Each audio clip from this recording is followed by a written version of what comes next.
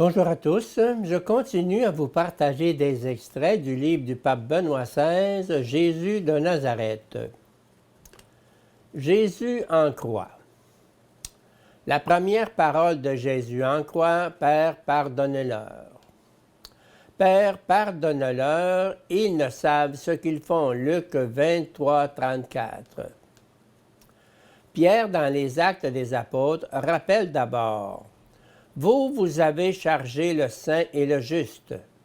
Vous avez réclamé la grâce d'un assassin, tandis que vous faisiez mourir le prince de la vie.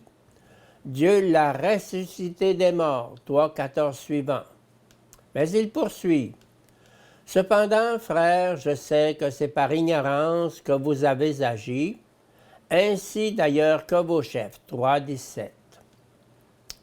Saint Paul rappelle qu'il fut lui-même naguère un blasphémateur, un persécuteur, un railleur. Et il poursuit, « Mais il m'a été fait miséricorde parce que j'agissais par ignorance, étranger à la foi. » 1 Timothée 1,13. Dans le récit des mages provenant de l'Orient, les chefs des prêtres et les scribes savent avec précision où le Messie devait naître, mais ils ne le reconnaissent pas. Savants, ils demeurent aveugles. Confère Matthieu 2, 4, 6. C'est pourquoi la parole de Jésus à propos de l'ignorance doit encore aujourd'hui secouer les prétendus savants. Jésus outragé. Dans l'Évangile, 3 groupes de railleurs apparaissent. D'abord les passants. « Et toi qui détruis le sanctuaire et le rebâtis en 3 jours, sauve-toi toi-même en descendant de la croix. » Marc 15, 29. Et en même temps, elles veulent l'induire en tentation comme l'avait déjà fait le diable. « Sauve-toi toi-même, sers-toi de ton pouvoir. » À la mort de Jésus, le voile du temple se déchire en 2. Il s'agit de celui qui est à l'intérieur, le voile qui empêche que les gens aient accès au Saint des Saints. D'une part, il devient évident que l'époque du temple ancien et de ses sacrifices est terminée.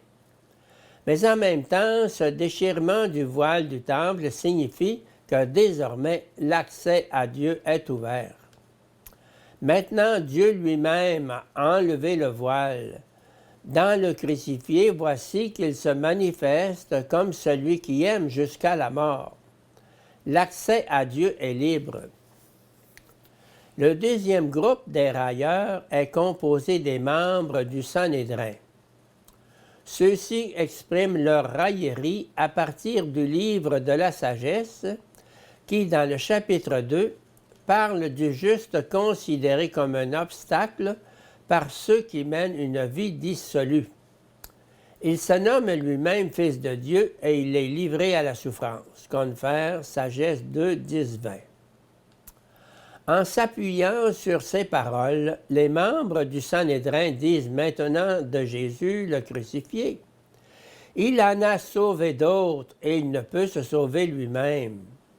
Il est roi d'Israël, qu'il descende de la croix et nous croirons en lui. Il a compté sur Dieu, que Dieu le délivre maintenant s'il s'intéresse à lui. Il a bien dit, je suis fils de Dieu. » Matthieu 24, 42 suivant, Sagesse 2, 18. Sans même s'en rendre compte, les railleurs, se disant, reconnaissent que Jésus est vraiment celui dont parle le livre de la sagesse. Précisément dans cette situation d'impuissance extérieure, il se révèle comme vrai Fils de Dieu. C'est justement dans la dérision que le mystère de Jésus-Christ apparaît dans sa vérité. Il le sait, Dieu lui-même le sauvera. La résurrection sera le moment où Dieu le délivrera de la mort et le confirmera comme le Fils. Le troisième groupe des railleurs est constitué de ceux qui ont été crucifiés avec lui et que Matthieu et Marc qualifient par le même mot lesté, brigand, utilisé par Jean pour qualifier Barabbas. Confère Matthieu 27, 38, Marc 15, 27, Jean 18, 40. Il est clair qu'ils sont ainsi présentés comme des combattants de la résistance auxquels les Romains, pour les criminaliser, avaient simplement donné le nom de brigands.